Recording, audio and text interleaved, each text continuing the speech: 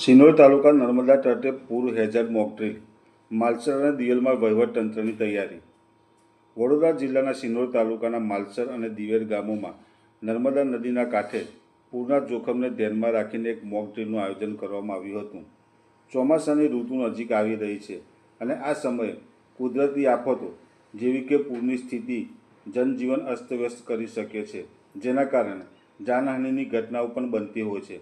આવી આપત્તિઓનો સામનો કરવા માટે વહીવટતંત્ર સંપૂર્ણ રીતે તૈયાર છે. આ અંતર્ગત સિનોરના માલસર અને દિવેલ ગામોમાં નર્મદા નદી કાંઠે એક પૂર હેઝાર્ડ મોક ડ્રીલનું આયોજન કરવામાં આવ્યું હતું.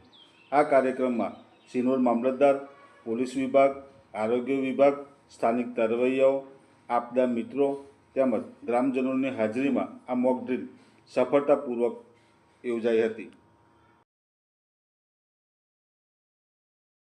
જે આપણને